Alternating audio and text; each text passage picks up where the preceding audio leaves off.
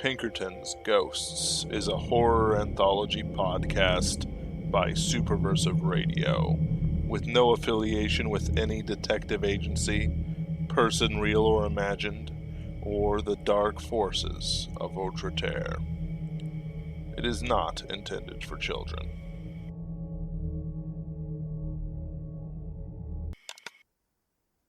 Jack Morrow here. I was still recovering from the events of the White Crocodile, Green Sun case when I got the message from Control. Aren't we supposed to get a Christmas break or something? Maybe a bonus, a Yule log, a pudding with exactly 13 figs to commemorate some obscure Catholic event. Anything? Maybe I just wanted some more time off. Jack, one of our clients, codenamed Farmhouse 192, Missouri, has gone silent. Please investigate and ensure the safety of our clients. Well, at least it wasn't too far. The Paranormal Pinkertons are not an extra-governmental agency with infinite budgets. I understand that there's some shenanigans when it comes to our benefits and healthcare, but that's not the same. Some organizations have whole kill squads, complete with anti-mind control helmets, and an answer for everything, even though the answer is almost always violence. Besides being paid for all the BS jobs with drug addicts and UFO believers, which Days, the Société Étrangère, and others are too good for, a lot of places that were, shall we say, out of network for those powerhouses pay a small fee disguised as some sort of farming expense. This fee is, well, a protection fee. We provide little things that keep out the monsters in the night. There's another part to that fee. If something happens, we come in and we slaughter whatever ate Farmer John. We make them pay publicly, for the supernatural world anyway, and paidfully. Pinkerton farms are protected. If you nibble on one of them, even a little, I burn out your entire environment. It rarely happens. Farmers are firm believers in the Second Amendment. I arrived at night. The homestead sat at the edge of town, just edging into the trees. I kept the car a little bit away from the property line. You know, the spot where it's a little too far to walk, but any suspicious neighbors wouldn't directly connect to the homestead anything. I walked up the driveway and considered the building ahead. The lights in what I assumed was the living room were on. I took a non-suspicious look into the window and saw no one. At this point I was sure something happened. The trucks were in the driveway and the mail had been taken in. There weren't signs of neglect, but that meant nothing. I checked the doormat and found the key. I spent a second thinking of how to enter the building. I could check the back entrance, but that was a more obvious move. A Paranormal Pinkerton move. I used the front door like I belonged there. The house was quiet, entirely still. No snoring, no creaks from people turning in their beds. No one was making popcorn for a late-night matinee. There had been life. The couch had a blanket folded messily over the back. The remotes were off the side or onto the floor. I slid off to the side, off the main passage. The automatic systems should have left a coded phone call or text message with the time of my arrival. Dominating a wall by the front door, a recent portrait of the family hung on the wall. A stocky white man with a beard, his wife, brunette, shapely, and their held baby. There was a daughter, about 9 years old, all seriousness and responsibility. A son about 6 years old, glared at the camera, itchy in his first suit, and radiating barely contained energy. Below it was a realistic-looking sword held by a wooden plaque. It said, "To the Woodson family, from the Jackson family. Justice, devotion, courage. The Lord will deliver you." A sentiment I hoped I was the instrument of. I get tired of corpses and vengeance some days. I listened carefully, cocking my head, my hand playing at my holster. I checked the mantel above a false fireplace. A bowl held dusty keys. Whatever lived-in condition the house was in, no one had used the trucks. I pulled the 1911 out of my holster. I stuck my back to the wall and edged towards the dining room. I knew the layout. This was a large house. There were 2 dens, one in the basement, the front room being some sort of fancy gathering place I had no word for.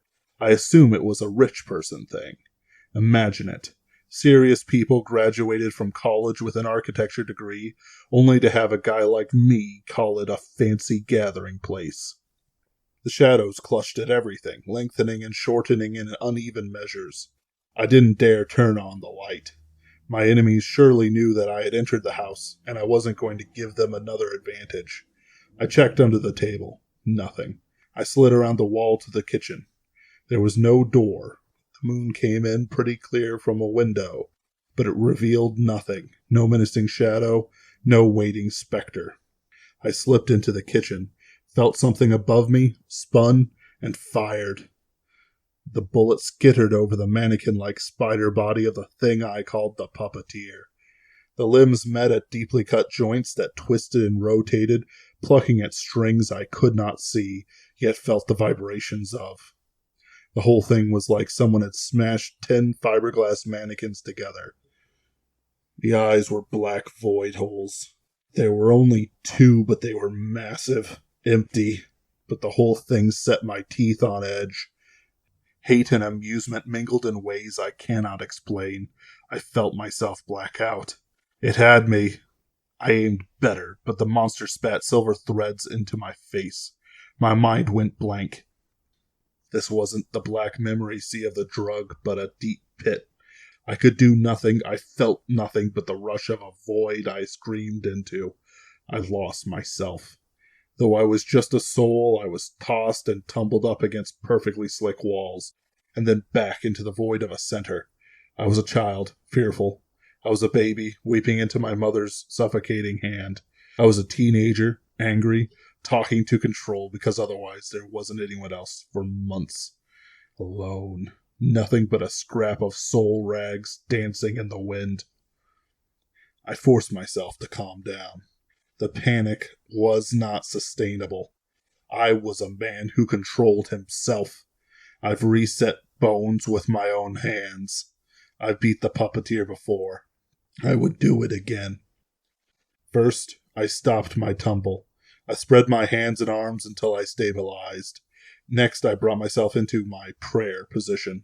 Though there was no floor, I knelt with my hands on my knees, head bowed and heart quieted. The rest is private. The first glimmer of anything besides the void was my feet shooting out from my kneeling position to straight walking, stiff-legged. Then my arms grabbed something I could feel but not see. My back straightened, then bent. My knees collapsed down. I pantomimed, looking under something. I found nothing, because then I bent straight up and Frankenstein walked forward. I focused on my eyes. I needed to see. Above my head I heard something fall on the scurrying feet of something small. My neck cricked, nearly breaking as my controlled body listened in the most exaggerated posture I could think of. One more time, monster. I don't think the blind person in the back figured out that I was listening to whatever was hiding from me. The shadows gained form. My feet hit the first stair. The next foot landed beside it, then took the second. My hand laid itself on the banister, but it did not grip it. I did not need to. Despite the jerkiness of my movement, my motions were perfectly balanced. Another step. Another. Perfect gravitas. Each step had a weight and sound to it. The thing was taunting my prey. I could see the walls and stairs now. Not much, very little, but more with every few minutes. When I reached the top, my head twisted, looking, listening. Each motion had an individual movement, robot-like and violent. I took hold of a door and twisted the knob. I threw it open, sticking my head into the room and looking around. Baby's room. Toys everywhere, but there wasn't anywhere for the kid to hide. I closed the door, more gently than I thought the creature capable. I could see with my usual acuity by now. The thing had painted its triangle symbol all over the house. In the little glimmers of moonlight, I could see the threads twitching and dancing from symbol to symbol. I could feel the thing through the threads. It sat on the pinnacle of the roof, its hands twitching and playing with the threads that led into its body like a master guitar player. It was like those old martial arts films, with some ancient Mandarin playing Old Man in the Mountain to no one but himself. I tried to go further, but I recoiled. It burned. I reached the next door. Its inhabitant had covered it in pictures of Godzilla and robots fighting over a mostly crispy Tokyo. Tom on the nameplate. This one I pushed open, violently. It slammed against the opposite wall, and I stomped in like a Saturday morning cartoon villain. I overturned the bed for no reason, the strength coming easily to throw it across the room. This one had a closet. I pulled the sliding door off and stuck my head in. I made noises by tearing off the coat hangers and ripping off the crossbar. I slammed the door shut. As long as the survivors remained quiet, I probably wouldn't find them. There were 3 doors left. The next was a bathroom. The lights were shattered and the shower open and dripping. I threw open its closet to nothing. Across the master bedroom, I kicked the door open. With Frankensteinian stiffness, I ran to the bed, bent down, and threw myself under the bed to my shoulders. Nothing. No fevered eyes looked back at me. The room was what I imagined most master bedrooms looked like. The dark blue walls were dotted with wedding and life pictures. I flung the bookshelf down onto the floor. Nothing. I turned to a wall vent and ripped it out of its sockets. There was nothing but dust bunnies and an errant Lego brick. The headboard of the bed was screwed to the wall. There was nothing in the closet. There was a bathroom attached, which held nothing of interest to me or the puppeteer. All this time I prayed the kids wouldn't bolt. They would keep quiet in whatever bolt hole Mr. Woodson prepared against disaster. I didn't care what happened to me, but I prayed every conscious second that I wouldn't catch hide or hair of them. I kicked the walls, double-checked the bathroom. Then I stumbled to the center of the room and waited. I crossed my arms and locked my legs straight. The seconds stretched until I lost track of time. It was like a fast-forwarded movie. Humans aren't built to be still. We move constantly, not just breathing, but twitching fingers, tapping feet. The muscles tire after too long without movement. Sure, one of those red liveried guards can stand for hours at his post, but you don't see the 1,000 micro-movements he makes. A stiff breeze causes his spine to straighten. A tourist taking a picture moves his eyes. A gnat lands on his nostrils, so he snorts. I made no movements, not a single one. I didn't shift my weight. I only took in enough breath to keep me alive. My chest did not rise or fall.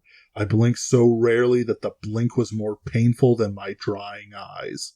The puppeteer was keeping me alive with as little investment as possible. I felt my bones groan and creak without relief. All of my senses stretched to their limit. I heard flies buzz outside and knew what it meant. Something in the basement clicked. The puppeteer above changed its position, sliding closer to the wall. Its hand-feet pattered gently against the roof. Instead of Old Man in the Mountain, it was the tension of a guitar riff before the big solo. Something rumbled in the street, passing. Light shone through one of the windows open to the hallway. It didn't stop, but the engine accelerated away, probably having a better night than me. I squashed the thought. No self-pity. I sharpened my wits. Rather than being a passive observer, I tried to force my will back into my limbs. I'm not sure how to describe it. When picking up a cup, there are motions that are specific to the idea of picking up a cup. The fingers open, they grip. The hand moves up and down. Muscles in your forearms tense. Most people have never crept fingertip to fingertip in the dense underbrush. The tension as a man with a bull whip stands out, listening for any rustle. If I can touch him. Without getting struck by his whip, I get to eat. That moment by moment, the control I wish to exert tensed through my fingers. Just a little, just a twitch more. Sweat fell off my nose, my eyes stung and wept. Another twitch. I won't lose. I wasn't going to be controlled by anything, by anyone. I felt the puppeteer shift its tune like variations in a Trent Reznor set. It beat low and deep into my nervous system. I started to growl, pushing myself against the wall of its sadistic will. Then, by some demonic whim, some horrid mote of dust inspired by the devil himself, one of the children coughed and whimpered. I lost my battle, turned and ran at the walk-in closet, arms outstretched, silent as a night terror. The puppeteer thrust itself into me. I threw the closet door open so hard it broke off the hinges. I found the tiniest of lines cut into the wall and jammed my fingertips into it. My nails pulled away from the fingertips, and I could not scream. I ripped open the wall. I nearly broke my back cracking the safe room. I ripped open the door and stood over the children. I've never truly wanted to die before that moment. I can't imagine what it looked like to them. I'm tall and thin, but that trench coat gives my body real mass. I'm not a pretty man. Bareheaded, red eyes shining in what little moonlight reached the closet. My fingers bleeding onto the closet floor, my body in an unnatural posture, hulking over children. Was I smiling? The girl was trying to hold a gun, a pea shooter of some small caliber, but she couldn't pull the trigger. Her hand shook. She tried. I could see it in her eyes. She wanted to more than anything, but she couldn't pull the trigger. Her killer instinct fled. Terror does that to the weak. I slapped it away. The boy punched me in the crotch. The baby was swaddled, pressed up against a young girl's body, wriggling. I bent down, reaching out to grasp her thin neck. I was on my knees, watching my own hands try to snuff out an innocent life. The boy ran. The puppeteer focused its will on her. Her face turned red. Her hand dropped the baby and stiffened, twisting, not even able to bring enough control to claw out my eyes or tear out my throat. I could feel the delicate bones in her neck bend. I gnashed my teeth and begged God to kill me. The baby screamed. The boy returned. He shouted and swung the sword at my back. He missed my flesh, but not the threads. My right side collapsed. The strings were broken. I bent back and caught the sword on its downswing. I ignored the cuts in my hand and swung the sword over my head. The lines bent and cut. The puppeteer tried to make me exert the strength necessary to crush the girl, but I fell to the ground, face to carpet. I got up a second later. The girl rasped, but she breathed. The baby was screaming and the boy was crying. I ran for the nearest window. I smashed it open with my left shoulder and found the roof. It was a craftsman house. Simple, slanted roof. Despite the pain my body felt, I reached out with my right hand and grabbed the gutter. I was hysterical, and that adrenaline gave me the power to do a push-up. I scrambled up the peak and ran at the puppeteer. It did not expect that, and I was on it in a bare second. I cut into its upheld arms, crossed to try and ward me off. I shattered them. They were empty. Nothing poured out of them. It felt something like fiberglass and plastic, all fragility and brittle strength. It tackled me, sending me falling off the roof and into a pool covered with a tarp. I lay there for a little bit until I caught my breath. When I had control over myself, I left, but not before jamming the sword into the door. I stumbled to my car and called a contact in the sheriff's department who's in the know. I can't remember what I told him, but I saw a cop car jet into the cul-de-sac before I'd even turned the corner. I retreated to one of the motels and answered my contact's questions as best I could. The parents didn't make it, but the girl will live. Thank God for small mercies. I couldn't imagine what I would have done with myself. In any case, I've spent a long time drunk. Too long, probably. There were a lot of text messages from Control left for me. This was too far. Jack Morrow, out. Pinkerton's Ghosts is a podcast distributed by Superversive Radio and licensed under an attribution non-commercial share-alike international license. This episode was written and performed by Ben Wheeler, who also edits, directs, produces, and herds cats. Ken Dickinson is our audio editor. Visit us on Facebook, read articles on superversivesf.com, and wherever podcasts are distributed, you'll find us. Contact us through Twitter at Pinkerton's Ghosts, support us on Patreon, or email us at pinkertonsghosts@gmail.com. Be sure to check out our unauthorized episodes as well. Thank you for listening.